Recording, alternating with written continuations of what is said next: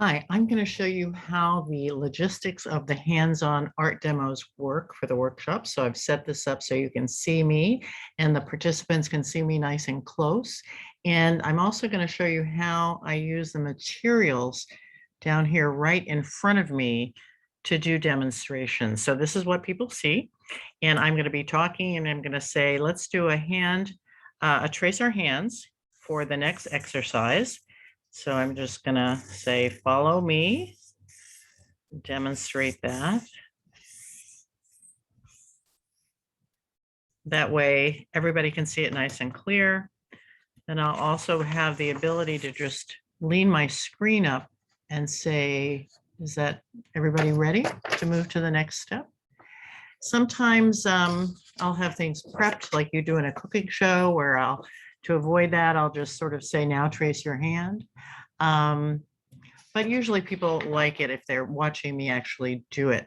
Then I will do some demonstrations. For instance, I might talk about, how to work with crayons in a particular way, how to maybe take your crayons and peel off half of the paper on some of them so that you can use them on the side to do various rubbings that we'll do. We do a lot of leaf rubbings, so you can get shapes and lines from the same crayon.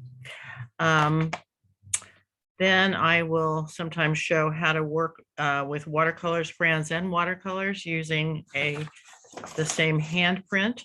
A lot of times I find that when people trace their hands, it gives them a starting point, and then we do various exercises for what I ask the prompts, I should say, for what people do on the inside versus the outside. I will stop and do various demonstrations, for instance, when we're using watercolors. I'll get the watercolors down here in front of me, and I'll talk about how to prepare your watercolors by adding water to them. So I try to teach a lot of techniques about materials and the properties of materials. I find that a lot of people haven't had these basics, or maybe they've forgotten. In terms of just simple art materials, how to, for instance, hydrate your paints before you start. So this is a new set of watercolors. This is an older set. This one back here is a higher quality, more expensive one, and it has more pigment in it. This is a very inexpensive one, less pigment. And just so you know what's going on when you're using highly pigmented or high or low pigment watercolors, depending on the age you're working with and whether you want the finished products to be vibrant, there's a lot to learn about those materials, and I try to do that teaching. So I'll talk about how to hydrate your watercolors first and let them set up a little while, kind of like tempering an ice cream cake. And say we're working towards things like this, which are vision boards. And one of the things here in this central area, one of the things I like to teach is how to use watercolor maybe a little differently than you have before. So for example, this has been a bit hydrated. So I can go like this, and if I hold my brush at the tip and swirl and just do from my shoulder, if I do kind of round movements from my shoulder, I will get something that's less controlled, is perhaps a little more organic.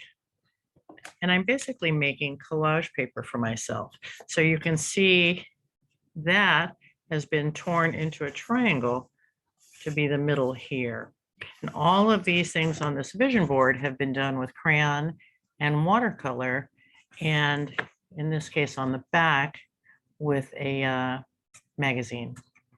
So that gives you perhaps a little bit of an idea of how we go about doing the demonstration, keeping it alive, keeping it interactive, and making it nice and clear so that people who are new to art really have a better idea of how to use these materials, and that people who have a lot of art experience perhaps can be reminded of things they haven't done in a while or learn new techniques. All right, thank you.